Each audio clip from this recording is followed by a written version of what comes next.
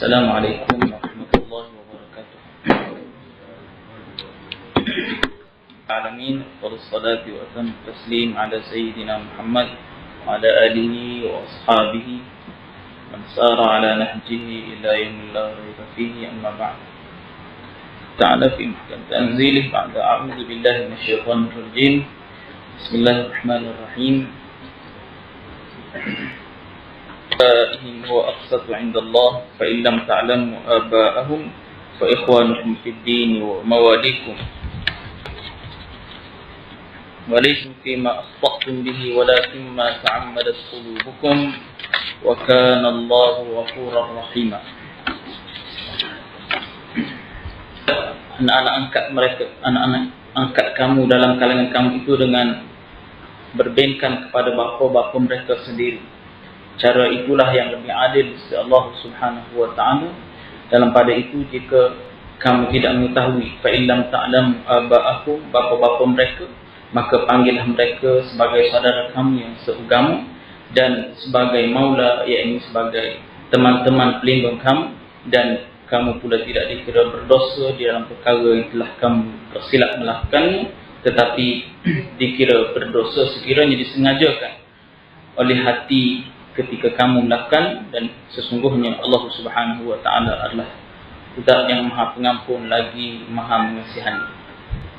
Tuan-tuan dan puan-puan yang dirahmati Allah Taala sekalian, tengah hari yang berbahagia ini, pertamanya kita ungkap dan kita panjatkan setinggi-tinggi rasa syukur kepada Allah Subhanahu wa taala kerana Allah Taala bagi kita kelapangan waktu dan masa untuk menunaikan solat zuhur secara berjemaah, dan walaupun dah masuk waktu, kita masih lagi memberikan sedikit ruang untuk kita ni mengambil sedikit peringatan, kerana peringatan itu baik untuk orang yang beriman. Tuan-tuan dan puan-puan yang dirahmati Allah Ta'ala sekalian, saya nak menarik dan nak berkongsi, nak mengambil beberapa pelajaran dan juga beberapa istifadah, manfaat daripada kisah seorang sahabat Nabi radhiyallahu anhu yang Allah Ta'ala sebutkan namanya di dalam Al-Quran. Dalam Nabi Ridwanullah alaihim ajma'in yang ada lebih kurang 125,000 semua. Ramai sahabat Nabi. Tapi yang direkodkan oleh Allah Subhanahu wa Ta'ala di dalam Al-Quran, nama dia betul. Ada seorang sahabat. Siapa boleh jawab? Belanja saya makan kat kafe je. Masya-Allah. Saya nak buka, siapa yang boleh teka? Nama seorang sahabat yang disebut, dimension namanya, bukan gelaran ataupun bukan maknanya perlu kepada penafsiran. Memang nama dia disebut betul direct oleh Allah Ta'ala di dalam Al-Quran. Belanja saya kan? Tak apalah saya belanja. Tak? Siapa? Hakim bukan sahabat. Sahabat Nabi.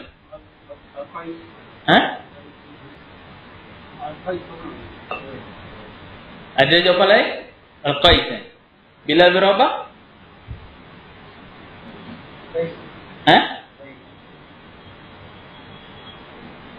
Saya lagi. Dalam amal-amal sahabat Nabi sallallahu alaihi wasallam, Allah Ta'ala sebut seorang sahabat ini dengan nama dia di dalam Al-Quran. Sayyidina Umar, Sayyidina Abu Bakar, sahabat-sahabat yang lain disebut. Antaranya Sayyidina Abu Bakar disebut juga, tapi tidak disebut nama dia. Cuma menggunakan kata nama yang merujuk kepada dia. Kata ganti nama yang merujuk kepada dia. Contohnya Allah Ta'ala sebut ketika peristiwa hijrah Nabi sallallahu alaihi wasallam, ketika Nabi dan juga Sayyidina Abu Bakar duduk dalam gua. Allah Ta'ala ceritakan balik kisah ni. Allah Ta'ala tak sebut nama Sayyidina Umar. Tak. Sayyidina Abu Bakar, minta maaf. Allah Ta'ala tak sebut. Allah Ta'ala cuma menyebutkan idhuma fil ghar, ketika mana kedua-dua mereka berada di dalam gua. Sahalishan. Tidak disebut dengan nama id Muhammadun wa Abi Bakrun fil ghar. Tak sebut macam tu. Disebut hanya idhuma fil ghar. Mereka berdua. Tak sebut nama. Tapi ada pun sahabat yang bernama Zaid. Zaid bin apa? Zaid. Nama Zaid.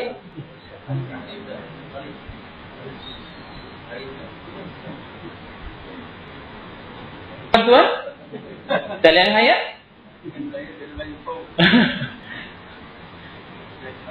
Harithah. Betul. Jadi Zaid bin Harithah disebut berkenaan dengan kisah dia ini di dalam Al-Quran. Dan bukan hanya disebut kisah dia begitu saja, bahkan disebut dengan nama dia. Betul-betul nama dia. Tak menggunakan kata ganti nama sebagaimana yang Allah Ta'ala refer pada sahabat-sahabat lain seperti Abu Bakar dan sahabat-sahabat yang lain. Contohnya mereka yang terlibat dalam perang Tabuk dan lain-lainnya. Adapun sahabat Nabi yang bernama Zaid bin Harithah, ini Allah Ta'ala sebut nama dia, Zaid, dalam Al-Quran. Ayat yang mana? Ayatnya Allah Ta'ala sebut, wa id taqulu lilladhi an'ama Allahu alaihi wa an'amta alaihi amsik alaika zawjaka wattaqillaha wa tukhfi fi nafsika ma Allahu mubdihi wa takhshan nas wallahu ahaqqu an takhsha falamma qada Zaidun minha wataran zawwajnakaha likay la yakuna 'alaika haraj لكي لا يكون على المؤمنين حرج في أزواج أدعيائهم إذا قضوا منهن وطرا وكان أمر الله مفعولا. Allah Ta'ala sebut nama dia. Falamma qada Zaidun. Nama dia. Zaid di sini adalah Zaid bin Harithah. Tadi, dan ingatlah wahai Muhammad, jika mana engkau berkata kepada orang yang Allah Ta'ala telah kurniakan nikmat dan engkau juga berbuat baik pada dia. Allah Ta'ala bagi nikmat dan engkau, yakni Muhammad, Nabi Muhammad SAW berbuat baik pada dia. Siapa orang tersebut? Yakni Zaid. Ceraikan. Amsik alaika zawjaka. Jangan ceraikan isteri kamu dan bertakwalah kepada Allah. Walaupun ayat ini menyebutkan engkau menyembunyikan dalam hati kamu perkara yang Allah Ta'ala telah nyatakan berkenaan supaya diceraikan sebenarnya. Zainab ni anak bangsawan yang Nabi suruh kahwin dengan Zaid. Dan berkenaan siapakah sebenarnya Zaid? Dan engkau pula takut kepada cacian manusia, walhal Allah Ta'ala jualah yang berhak engkau takuti daripada melanggar perintahnya. Kemudian falamma qada Zaidun, setelah Zaid telah selesai kemahuannya terhadap isterinya, yakni Allah dia telah menceraikan isterinya, kami kahwinkan engkau dengannya. Allah Ta'ala perintahkan bila mana Zaid tadi dia ceraikan isterinya yang bernama Zainab, lalu Nabi SAW kahwini Zainab tadi setelah pada tamat iddahnya, supaya tidak ada keberatan atas orang-orang yang beriman untuk berkahwin dengan isteri-isteri anak-anak angkat mereka apabila anak-anak angkat itu telah selesai kemahuannya, yakni telah menceraikan isteri-isterinya, dan sememangnya perkara yang dikehendaki oleh Allah Ta'ala itu tetaplah berlaku. Tuan-tuan faham tak cerita pada ayat ini? Faham tak? Faham senang. Saya boleh wassalamualaikum, kita salat zuhur berjemaah. Oleh kerana masing-masing giling saya kena syarah sikit-sikit.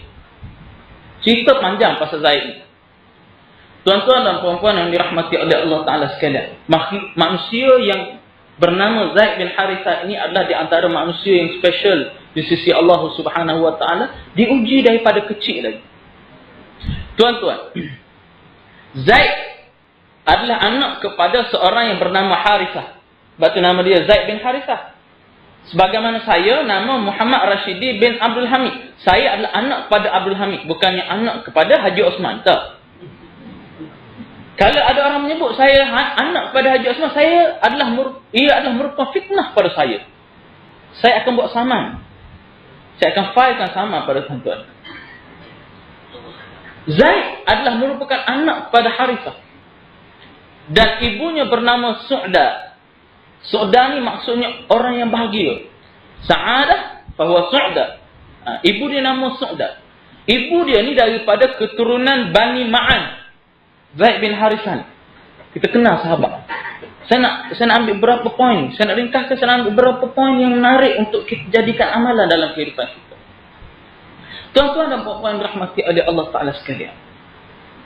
Bapa kepada Zaid bin Harithah ini adalah merupakan seorang pedagang ataupun seorang businessman. Sewaktu Zaid masih kecil lagi. Kepada Zaid bin Harithah ni teringin untuk balik melihat ataupun bertemu dengan kaum keluarga dia di perkampungan Bani Ma'an. Dia tak dapat ikut serta sebab ayah dia ni businessman. Tak boleh nak balik kampung selanjut. Terpaksa fokus pada kerja. Dengan berhati, dia pun benarkan isterinya yang bernama Su'da tadi dengan anak dia yang bernama Zaid tadi untuk mengikuti kabilah perdagangan mereka menuju ke perkampungan Bani Ma'an. Dia tak naik kereta Mercedes, kereta Almera, kereta Grand Levina macam kita balik kampung dah. Dia tumpang kafilah ataupun rombongan pedagang. Zaman dulu dia berdagang. Kafilah ni dia pergi berdagang ke satu tempat, contohnya pergi Syam, lepas tu balik. Dia style berdagang gitu orang Arab zaman tersebut. Lalu Su'da dan juga anak dia yang bernama Zaid bin Harithah ni kita masih kecil lagi. Bergeraklah melalui rombongan tadi pergi ataupun pulang ke perkampungan Bani Ma'an. Ditakdirkan Allah Subhanahu wa taala ketika mereka duduk di kampung tu bertemu dengan sanak saudara sebagainya, tiba-tiba datang musibah. Mari puak-puak Badawi ni, puak-puak orang asli di Tanah Arab. Puak-puak orang asli di Tanah Arab ni pergi ke perkampungan Bani Ma'an buat kes rompakan. Merampok orang-orang yang berada di perkampungan Bani Ma'an dan mereka tawan apa yang sepatutnya. Ringkas cerita, puak-puak Badawi ni ambil harta orang-orang Bani Ma'an dan mereka juga mengambil beberapa orang tawanan. Orang tawanan maknanya mereka macam colek. Mereka ambil antaranya dalam ramai-ramai yang kena tawan tadi adalah Zaid bin Harithah. Zaid bin Harithah waktu tu masih kecil lagi. Masih terlalu amat kecil. Dan dia tak tahu nak buat apa. Follow je dah. Dah kena ambil. Dah ditawan. Dia follow sahaja. Adapun mak dia, Su'da, tidak kena tawan. Menangis. Tak boleh nak buat apa. Lalu balik bertemu dengan suami dia, bagi tahu anak dia kena tawan. Menangis si suami. Tapi dia tak menangis depan isteri dia lah. Duduk jauh-jauh, dia pergi jalan, dia pergi cari, dia pergi padang pasir, pergi lembah tu, dia pun menangis. Menangis senyap.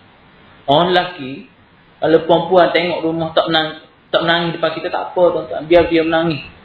Secara sendiri-sendiri, betul tak? Kita ada standard kita untuk ada standard dia. Dia tak boleh nak nangis sama. Hilang muruah dia. Jatuh standard maruah. Dia orang lelaki ni macam ke? Sayang. Dia tak sebut banyak sangat kata sayang tu lah. Tapi dalam hati sayang. Kalau isteri rumah tu masalah, walaupun di telefon marah, tapi dalam hati debar je lah. Ya Allah, apalah. Ya Allah, ya Allah. Tuan-tuan jangan bimbang. Suami sebenarnya dia ada soft point dia. Baik. Cerita kita kat mana tadi? Ayah pada Zaid. Ayah pada Zaid tadi, dia menangis pergi carilah anak dia ni merata-rata tempat merintih pada Allah Ta'ala. Ya Allah, wahai Tuhan, andai ia berada di lembah di binasa, aku tidak tahu. Andai ia berada di bukit, ia kematian, aku tidak tahu. Semuanya dalam pengetahuan Engkau, wahai Tuhan. Adu ataupun munajat seorang ayah kepada Tuhan. Lalu diringkaskan cerita, Zaid bin Harithah ini setelah pada pengetahuan oleh puak Badawi ni pergi jual dia. Pergi jual dia di satu pasar namanya Pasar Ukas di Makkah Al-Mukarramah. Zaid ni dijual di Pasar Ukas oleh golongan Badui yang tawan dia daripada perkampungan Bani Ma'an tadi. Tuan-tuan dan puan-puan yang dirahmati oleh Allah Ta'ala sekalian, bila mana dia dijual di Pasar Ukas tadi, datanglah seorang saudagar yang bernama Hazim bin Hikam. Hikam bin Hazim, maaf. Hikam bin Hazim ni pergi ke pasar, nampak budak ni juru. Boleh beli dan boleh jaga ni, boleh dibuat hamba ni. Lalu dia belilah Zaid bin Harithah tadi daripada pasar yang jual orang-orang, maknanya hamba-hamba di Pasar Ukas tadi. Bila dia beli, Hizam ini, dia nampak budak ni sesuai untuk seorang paman ataupun seorang saudara atau waris dia yang bernama Siti Khadijah binti Khuwailid. Waktu binti Khuwailid ini telah pun berkahwin dengan Nabi SAW. Diberikan budak ini, anak ini yang bernama Zaid bin Harithah pada ketika itu kepada Siti Khadijah binti Khuwailid. Isteri Nabi SAW, Siti Khadijah ni, lihat budak ni bagus, juru baik. Dia rasa budak ni dia nak bagi pada Nabi SAW supaya Zaid bin Harithah dapat berkhidmat dengan Nabi, bantu dan tolong Nabi SAW. Lalu Zaid bin Harithah pada Nabi SAW. Dapat pada Nabi suka sangat pada Zaid bin Harithah ni. Nabi telah lama suka kepada Zaid bin Harithah ni. Tidak lama kemudian Nabi merdekakan dia. Nabi bukan hanya jadikan dia sebagai hamba saja dah. Nabi merdekakan dia. Nabi merdekakan dia, Nabi ajar dia, Nabi didik dia daripada kecil. Sehinggalah turun wahyu yang maknanya memerintahkan Nabi SAW supaya menyebarkan Islam. Turunlah wahyu Iqra, turunlah ayat ya ayyuhal muddathir, ya ayyuhal muzammil, turunlah ayat-ayat seterusnya. Pada ketika itu bahawa seolah Nabi Muhammad ni seolah-olah ayah kepada Zaid bin Harithah. Seolah-olah ayah kepada Zaid bin Harithah. Ringkas cerita ni, sebab cerita dia panjang. Lama panjang cerita dia. Ringkas ceritanya, bila berlaku begitu tadi, orang Arab ni memanggil Zaid ni adalah merupakan anak kepada Nabi Muhammad SAW. Walhal Zaid bukan anak kepada Nabi. Baik. Diringkaskan cerita, Zaid ni terus bersama dengan Nabi SAW dan berjuang bersama dengan Nabi SAW sehinggalah Nabi SAW maknanya bagi kepercayaan kepada dia untuk memimpin pasukan bala tentera untuk menyerang antaranya ketika peperangan menentang golongan ataupun puak Rom di Mu'tah, di medan Mu'tah. Ketika itu Nabi perintahkan Zaid bin Harithah menjadi panglima ataupun pemegang panji yang utama, pemegang panji tentera Islam yang utama. Kemudian yang keduanya sekiranya Zaid bin Harithah mati, diganti oleh Ja'far bin Abi Talib, dan yang ketiga sekiranya mati juga Ja'far bin Abi Talib, diserahkan panji tadi kepada Abdullah bin Rawahah. Baik.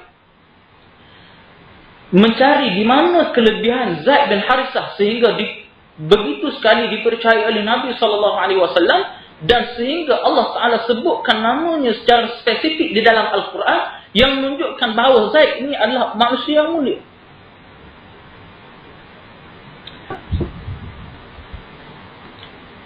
kerana dia ni benar-benar ikhlas dalam memperjuangkan agama Allah Subhanahu wa taala dan mentaati perintah Allah dan perintah Rasul. Dan pada asalnya tak nak pun kahwin dengan isteri dia yang bernama Zainab. Sebab Zaid ni dia rasa dia ni adalah merupakan orang yang macam hamba. Macam hamba. Sebab pernah dijual di pasar Ukas dan dibeli, kemudian berpindah tangan daripada Hakim bin Hijaz, kemudian diserahkan kepada Siti Khadijah, kemudian daripada Siti Khadijah diserahkan kepada Nabi SAW. Seolah-olah dia ni macam hamba. Dia rasa rendah diri. Tapi Nabi waktu tu nak kahwinkan dia ni dengan Zainab. Zainab ni anak keturunan orang yang mulia. Dia rasa tak padan, tak cocok. Tapi oleh kerana dia taat pada perintah Nabi, makna dia patuh pada arahan Nabi supaya kahwin dengan Zainab tadi, maka dia kahwin. Walaupun perkahwinan dia tak lama, tapi dengan Zainab tadi. Akhirnya dia bercerai juga. Dan akhirnya, oleh kerana Nabi tahu Zainab ni merasakan diri dia, maknanya ialah dia orang bangsawan, orang yang mulia. Akhirnya, dan yang keduanya, Allah Ta'ala nak ajar kepada umat Islam ini supaya kalaulah maknanya anak angkat dia menceraikan isteri, si bapa tidak ada masalah untuk kahwin dengan isteri pada anak angkat dia. Tuan-tuan tak faham ni? Kalau menantu kita, anak betul ni, anak lelaki kita yang betul, kemudian kahwin, kita dapat menantu perempuan, betul tak? Minta jauh. Kalau ditakdirkan mereka bercerai, kita boleh kahwin tak dengan menantu kita yang perempuan tadi? Tak boleh, haram hukumnya. Tapi hukum di sini, sekiranya anak kita lelaki itu adalah anak angkat. Anak angkat, kahwin, bercerai. Kahwin, bercerai. Boleh tak kahwin dengan menantu angkat kita tadi? Boleh. Tapi jangan kahwin lain, ya. Boleh kahwin dengan menantu angkat tadi. Menantu betul tak boleh? Menantu angkat boleh. Ini hukum yang masuk dalam kisah peristiwa di antara Nabi Zaid dan juga Zainab. Akhirnya Nabi kahwin dengan Zainab, yang merupakan bekas isteri kepada anak angkat dia bernama Zaid tadi. Itu pertama. Tuan-tuan dan puan-puan dirahmati oleh Allah Ta'ala sekalian. Dalam peristiwa ataupun ketika mana Zaid ini diperintahkan oleh Nabi SAW supaya menuju ke medan Badar dengan menjadi ketua. Tapi terima juga pergi perang. Zaman Nabi dulu, dia tak ada pergi perang niat nak balik-balik, tak ada. Bila keluar ke medan perang, maknanya mati. Maknanya syahid. Dan Zaid bin Harithah adalah di antara mereka yang syahid di dalam peperangan. Mandi tentera Islam, dia dibunuh, syahid. Kenapa pergi juga? Walau dia tahu dah, pergi perang mati. Sebab apa tu? Sebab dia dalam hidup dia tidak mengharapkan perkara-perkara lain melainkan redha Allah Ta'ala. Harapkan Allah Ta'ala dalam kehidupan dia. Apa yang disebut dalam bahasa yang terkini kita panggil sebagai ikhlas. Dalam kitab sebut, antaranya sebut ibtigha'a wajhillah, mengharap kepada pandangan Allah Ta'ala. Inilah yang menyebabkan Zaid ini begitu mulia di sisi Allah Subhanahu wa Ta'ala. Kerana taat dan kerana ikhlas dia, kerana dia ni betul-betul mengharap redha Allah Ta'ala, buat apa sahaja yang diperintah oleh Allah dan oleh Rasul. Tuan tak nak susun kitab dia, kitab Riyadhus Salihin tu, kitab hadis 40, dia tak letak hadis yang lain sebagai hadis yang pertama. Hadis berkenaan dengan perlunya ikhlas. Innamal a'malu binniyat. Hadis setiap amalan berdasarkan kepada niat. Tuan-tuan tahu sebab apa? Tuan-tuan tahu sebab apa? Tuan-tuan tahu tak tahu? Tak tahu. Saya nak bagi tahu. Walaupun saya sebenarnya baru tahu. Kerana ini adalah merupakan 1/3 daripada agama. Ramai manusia lihat amal ini bergantung pada hidup. Maknanya agama ini bergantung. Kita nak menuju ke akhirat bergantung pada banyaknya amal kita. Kita terlupa satu benda yang lebih penting daripada kita mengerjakan amal yang banyak, daripada kita mengerjakan perkara-perkara yang melibatkan berkaitan kita belajar untuk mendapatkan mendalami berkenaan dengan agama supaya kita banyak ilmu. Kita terlupa bahawa benda yang penting dan utama dalam amalan kita menuju pada Allah Ta'ala adalah al-ikhlas. Benda ni dia akan menjadikan kita ini bukan hanya sekadar banyak amal, akan tetapi diterima amal dia. Orang kaya lagi banyak amal. Sehingga ada sahabat di zaman Nabi SAW, sahabat-sahabat yang miskin yang mengadu pada Nabi, "Ya Rasulullah, kami ni cemburu pada sahabat sekian-sekian ni yang banyak harta dia. Banyak, bukan sekadar banyak harta, tapi banyak amal dia." Of course lah, bila dia kaya, mestilah dia banyak amal dia. Boleh bersedekah, boleh pergi infak tu, boleh angkat replika cek besar. Pergi situ majlis tu sumbang 10,000, majlis ni sumbang 15,000. Pergi situ sumbang jambatan, sumbang kereta, sumbang van jenazah. Lumbang kubur dengan ni pun dia nak sumbang juga. Dah banyak harta. Betul tak? Ada pun sahabat yang miskin ni, dia kata kami mampu senyum je untuk sumbang. Sedekah kami hanya senyum saja. Nabi kata tak apa, kamu amal. Nabi pesan kepada dia supaya amal zikir subhanallah, alhamdulillah, Allahu akbar. Tiap kali lepas sembahyang baca 3 kali. Sahabat kata tak apa, kita jangan bagi tahu orang kaya supaya kita sama darjat dengan mereka. Tak saya bagi tahu tu, tak nak bagi tahu. Sebab saya kaya kan, saya bagi tahu juga kepada tuan-tuan. Kalau saya tak kaya, tak bagi tahu, saya tahu tuan-tuan kaya. Lama-lama kemudian dapat tahu orang kaya ni ada sahabat yang maknanya yang bersama dengan Nabi dan juga mereka ketika mendapat amalan tadi, ada hak bocor rahsia pada orang kaya. Kena bayar ke kena rasuah, saya tak tahulah tu. Tapi ada yang bocor rahsia. Bila bocor rahsia, dia kata tak boleh jadi ya Rasulullah. Orang kaya pun buat juga apa yang kami buat tadi. Kami berbeza darjat dengan mereka. Dia buat, kami buat. Amalan dia buat, dia boleh sedekah, kami tak boleh buat. Jadi tak samalah level kami dengan mereka. Level kami dengan mereka jauh lah. Rasulullah kata nak buat macam mana, itu adalah kelebihan yang Allah Ta'ala bagi kepada mereka-mereka yang dikehendaki dia. Tak boleh buat apa lah.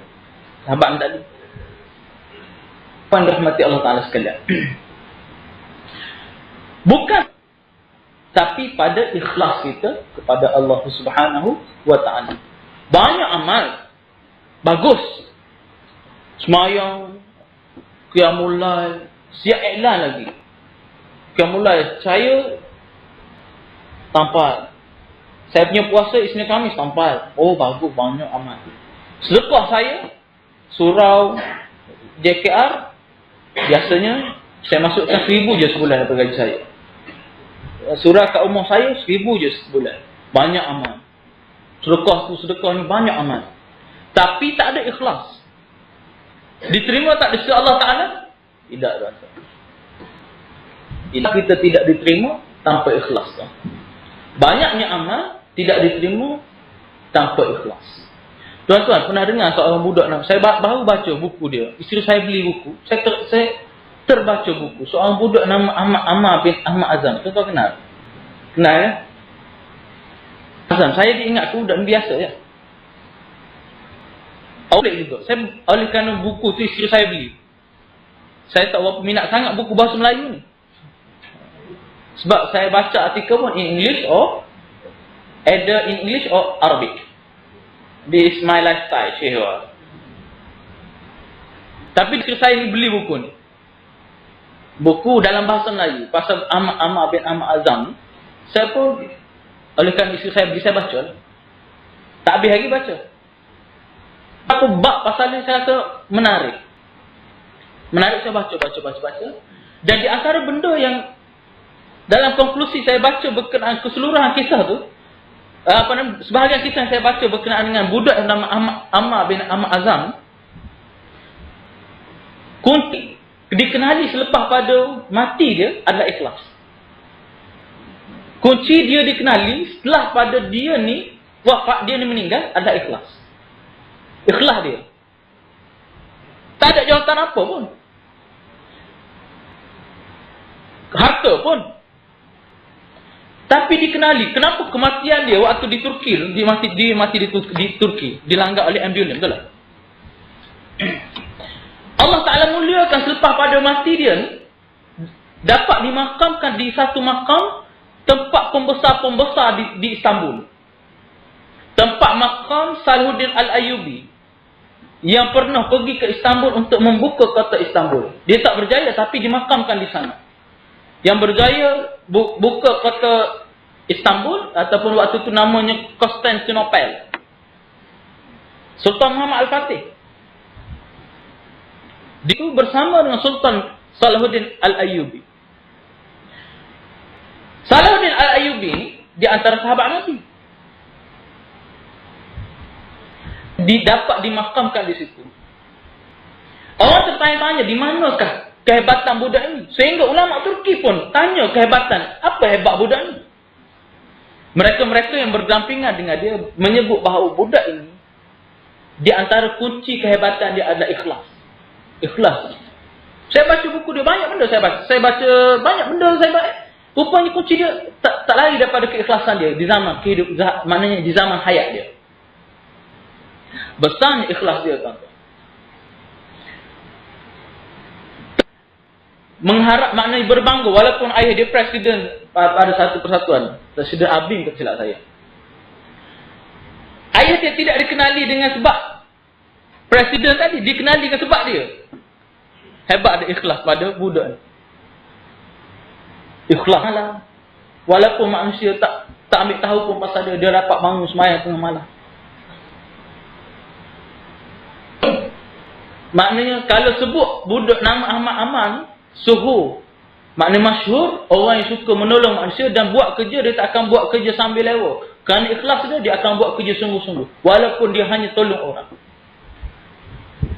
Bisa dia. Hebat dia.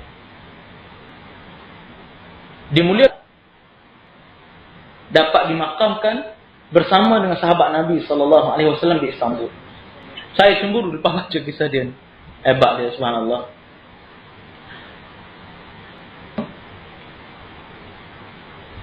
Syekh Nursi sebut, Syekh Badi'uz Zaman Said Nursi sebut, dia kata kita ni kalau kita tahu kita ada kelebihan, jika sekiranya kamu mengetahui akan kelebihan kamu, maka tanamlah ianya di tanah rahsia.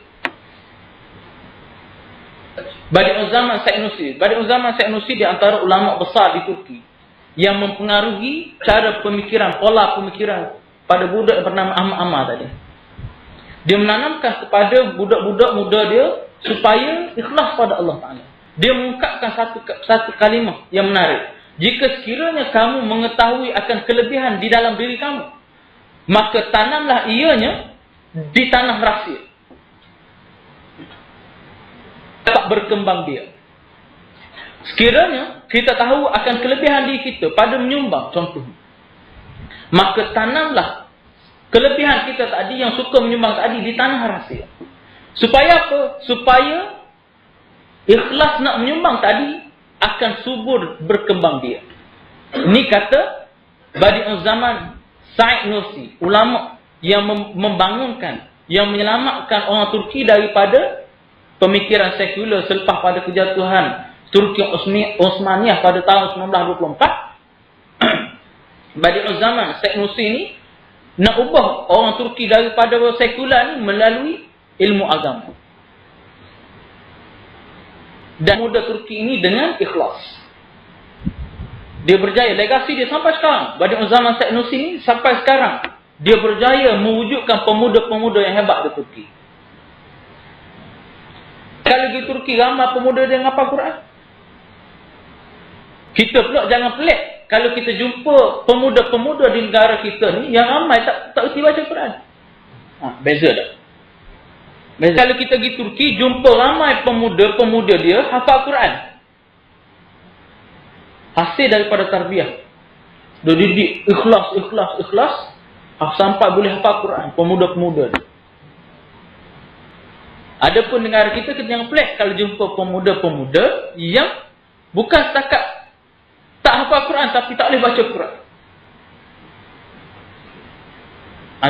Tuan-tuan dan puan-puan yang rahmati Allah Ta'ala, besarnya ikhlas yang ada pada sahabat tadi, yang ada pada Imam Nawawi. Kenapa kitab dia, walhal ramai lagi ulama' di zaman dia. Ramai lagi ulama' di zaman sezaman dengan Imam Nawawi yang menulis kitab-kitab yang mengajar sebagainya. Tapi kitab mereka tak sampai pada kita. Buku-buku tulisan karangan mereka tak sampai pada kita. Kenapa tuan-tuan? Kenapa karangan Imam Nawawi sampai pada kita? Kenapa karangan imam-imam lain tak sampai pada kita? Subjek waktu saya mengaji dulu, waktu saya belajar degree dulu, satu subjek yang namanya makhtutat. Kita belajar tulisan-tulisan lama. Maknanya karangan orang-orang lama yang tulis. Tulisan tu tak ada gamuk nak baca. Sebab tulisan tangan. Nak jumpa yang berfotostat, berbuku memang tak ada. Payah nak jumpa. Yang ada, kena tengok melalui mikroskop.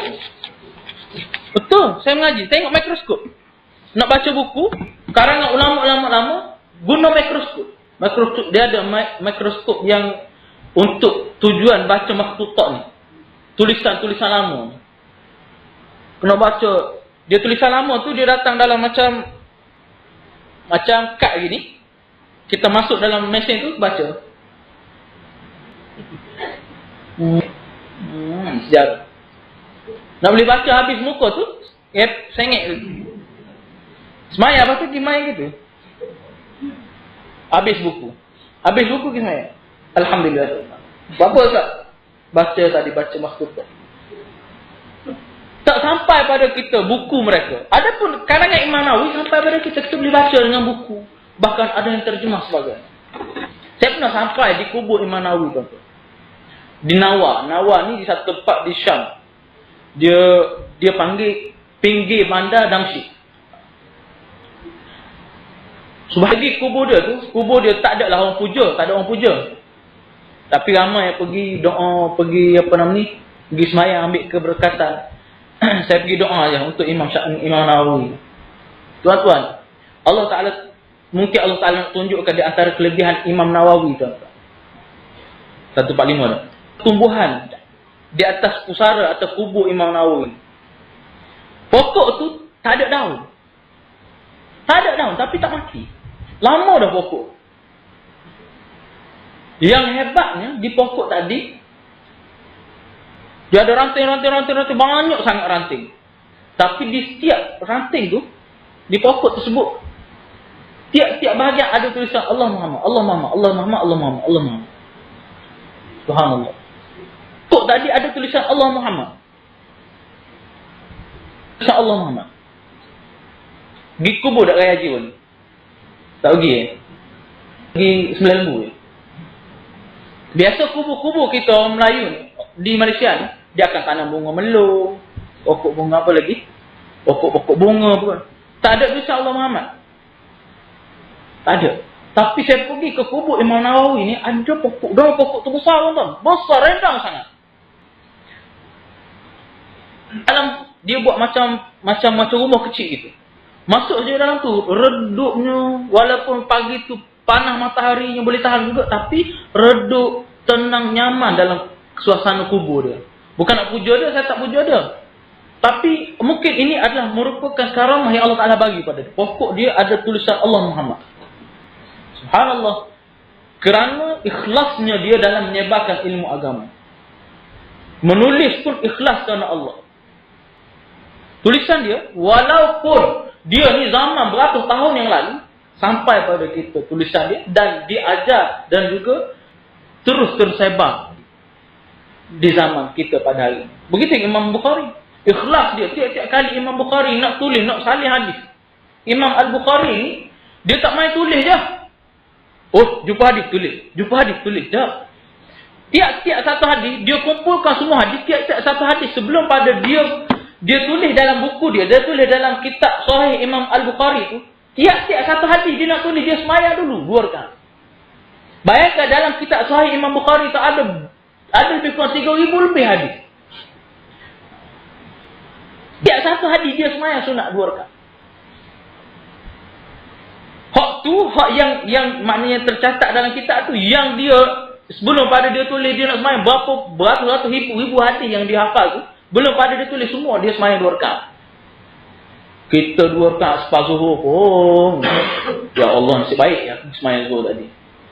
Aku nak cepat, kena nasib baik aku semayang. Sudah semayang zuhur. Semayang sunat tak buat pun. Semayang zuhur tu pun rasa bangga dah. Ini ikhlas mereka, sehingga ilmu mereka ni sampai pada kita pada hari ini. Sebab tu besarnya ikhlas, sehingga orang-orang yang ikhlas mereka pada Allah Ta'ala ni, kebanyakan mereka tidak masyhur di zaman mereka, tapi masyhur selepas zaman kehidupan mereka. Imam Nawawi dulu orang tak, ialah masyhur dah, tapi zaman selepas dia lagi masyhur. Orang kenal dah, tapi di zaman selepas dia lagi dikenal, lagi maknanya dikagumi akan maknanya kehebatan dia, akan keilmuan dia, kan ikhlas dia. Tuan-tuan dan puan-puan rahmati Allah Ta'ala sekalian, yang antara benda yang ada pada sahabat yang bernama Zaid bin Harithah tadi adalah ikhlas dia kepada Allah Subhanahu Wa Ta'ala. Dia buat semua yang diperintah pada dia, walaupun terpaksa menceraikan isteri dia, walaupun kahwin dalam keadaan dia pun rasa macam tidak selesa, tapi dia kahwin juga, dia cerai pun, dia cerai juga, di mana dia diperintahkan cerai, dia cerai. Diperintahkan supaya menjadi panglima tentera, walaupun pergi perang tadi dalam keadaan dia tahu dah dia akan mati, tapi semuanya dilakukan oleh sahabat ini kerana Allah Subhanahu Wa Ta'ala, kerana ikhlas dia pada Allah Ta'ala, sehingga Allah Ta'ala rakamkan namanya di dalam Al-Quran dalam satu peristiwa yang penting di antara dia dan Nabi sallallahu alaihi wasallam. Sehinggalah sayang Nabi sallallahu alaihi wasallam kepada sahabat yang bernama Zaid ini, Nabi pernah sebelum pada turunnya ayat yang melarang Nabi, yang menyebutkan Nabi ini bukan ayah kepada mana-mana manusia, katakan bahawa Zaid ini adalah anak dia, Zaid bin Muhammad. Sehingga turun larangan bahawa Zaid itu perlu dibinkan dengan bapa dia yang sebenar. Ud'uhum li abaihim huwa aqsatu indallah. Dan juga ayat yang menyebutkan bahawa ma kana Muhammadun aba ahadin minkum. Tidaklah Muhammad itu merupakan ayah bagi mana-mana lelaki atau mana-mana dalam kalangan kamu. Jadi nak bagi tahu pada kita ni bahawa hebatnya Zaid ini antaranya adalah kan ikhlas dia kepada Allah Ta'ala, benar-benar tawajuh dia kepada Allah Ta'ala. Kita pun begitu tuan-tuan. Nak 1.50 saya nak berhenti dah. Jadi kita pun kena tanamkan benda yang sama tuan-tuan. Tanamkan benda yang sama. Dan ujian yang keduanya, ujian yang dilalui oleh Zaid bin Harithah tadi adalah merupakan di antara maknanya yang menyebabkan dia ini dimuliakan oleh Allah Ta'ala, sehingga disebut namanya dalam Al-Quran. Dia hadapi ujian-ujian sehingga dia redha, dia menghadapi ujian tersebut, dan dia diredai oleh Allah Subhanahu Wa Ta'ala, dan disebut namanya di dalam Al-Quran. Mudah-mudahan kita ada manfaat daripada perkongsian yang kita dapat pada tengah hari yang berbahagia ini. Mudah-mudahan apa yang saya kongsikan ini dapat diamalkan oleh saya dan tuan-tuan dan puan-puan yang dirahmati oleh Allah Ta'ala sekalian. Saya rasa sekadar itu saja untuk perkongsian pada tengah hari yang baik ini, tengah hari yang bahagia ini. Mudah-mudahan Allah Ta'ala berkati pertemuan kita, dan Allah Ta'ala masukkan ilmu dia dalam hati kita, dan kita mohon pada Allah Subhanahu Wa Ta'ala supaya Allah Subhanahu Wa Ta'ala kurniakan keikhlasan dalam diri kita, dalam setiap amal yang kita kerjakan dalam kehidupan kita ini. Mudah-mudahan biarlah amal kita sedikit tuan-tuan, tapi amal kita diterima oleh Allah Subhanahu Wa Ta'ala berbanding amal yang banyak tapi rupa-rupanya tidak diterima oleh Allah Subhanahu Wa Ta'ala. Kita minta berlindung daripada perkara demikian. Mudah-mudahan Allah Ta'ala memberi taufik dan hidayah dia kepada kita. Aku qauli hadza wa astaghfirullahal azim li wa lakum. A'udzu billahi minasyaitonir rajim. Bismillahirrahmanirrahim. Alhamdulillahirabbil alamin. Wassalatu wa taslim ala sayyidina Muhammad wa ala alihi wa sahbihi ajma'in. اللهم علمنا التأويل فقهنا في الدين. اللهم ربنا زدنا علما وارزقنا فهما. اللهم ربنا آتنا في الدنيا حسنة وفي الآخرة حسنة وقنا عذاب النار. وصلى الله على سيدنا محمد وعلى آله وصحبه وبارك وسلم. الحمد لله رب العالمين. السلام عليكم ورحمة الله وبركاته.